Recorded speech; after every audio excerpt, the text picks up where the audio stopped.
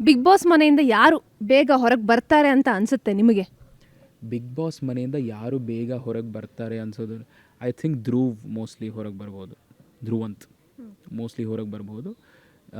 Because ನಾನಿದ್ದಾಗ first 2 days ಅವ್ರು ಆಟ ಆಡಿದ್ದಷ್ಟೇ. ಅದಾದಮೇಲೆ ನೆಗಡಿ ಕೆಮ್ಮು ಜ್ವರ ಅಂದ್ಬಿಟ್ಟು ಅವರು ಫುಲ್ ವೀಕ್ ಆಗಿಬಿಟ್ರು, ರಿಟೈರ್ ಆಗಿಬಿಟ್ರು ಮಧ್ಯದಲ್ಲಿ.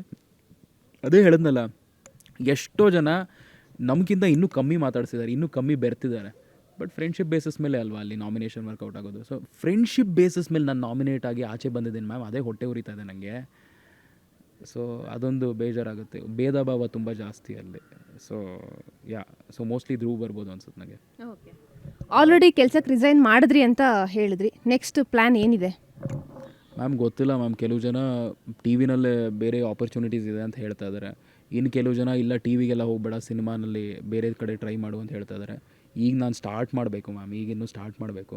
ಮಾತೆಲ್ಲ ಸೂಪರಾಗಿ ಆಡ್ತೀನಿ, ಬಟ್ ಈಗ ಟ್ಯಾಲೆಂಟ್ ಮೇಲೂ ಸ್ವಲ್ಪ ವರ್ಕ್ ಮಾಡ್ತೀನಿ. ನನ್ನ ಮೇಕ್ ಓವರು ಇದೆಲ್ಲ ಕಂಪ್ಲೀಟಾಗಿ ಚೇಂಜ್ ಮಾಡ್ತೀನಿ. ಟಿ ವಿನಲ್ಲಿ ಮೋಸ್ಟ್ಲಿ ಕಾಣಿಸ್ಕೊಳ್ಳೋಕ್ಕೆ ಇನ್ನೂ ಸ್ವಲ್ಪ ಮೇಕ್ ಓವರ್ ಮಾಡಿ ಇನ್ನೂ ಚೆನ್ನಾಗಿ ಕಾಣಿಸ್ಬೇಕು. Maybe I will work on myself. ಅದರಲ್ಲಿ ಆ್ಯಕ್ಟಿಂಗ್ ಕ್ಲಾಸಸ್, ನಾಟಕಗಳೆಲ್ಲ ಮಾಡ್ತಾಯಿದ್ದೆ ಮುಂಚೆ, ರಂಗಭೂಮಿ ಇದರಲ್ಲೆಲ್ಲ ಶುರು ಮಾಡಿದ್ದು ನಾನು. Maybe I will get back in touch with that. ಸ್ವಲ್ಪ ಪ್ರಾಕ್ಟೀಸ್ ಮಾಡಿಬಿಟ್ಟು ಸ್ವಲ್ಪ ಚೇಂಜ್ ಮಾಡಿ ಕರಿಯರ್ ಶಿಫ್ಟ್ ಆಗ್ತಾಯಿದ್ದೆ. ಈ ಶಿಫ್ಟಿಗೆ ನಾನು ರೆಡಿ ಮ್ಯಾಮ್. ನನಗೆ ಇನ್ನೂ ಕಳ್ಕೊಳ್ಳೋಕೆ ಏನಿಲ್ಲ ಮ್ಯಾಮ್, ನಾನು ಟ್ರೈ ಮಾಡ್ತೀನಿ ಅಷ್ಟೇ ಇಲ್ಲಿಂದ. I will. ಈ ಕರಿಬಸಪ್ಪ ಥರ ಒಂಥರ ಇಲ್ಲದೆ ಇರೋ ಕರಿಬಸಪ್ಪ ಥರ ಯಾರೂ ಬರದೇ ಇದ್ರೆ ಸಾಕು ಮ್ಯಾಮ್ ನನಗೆ.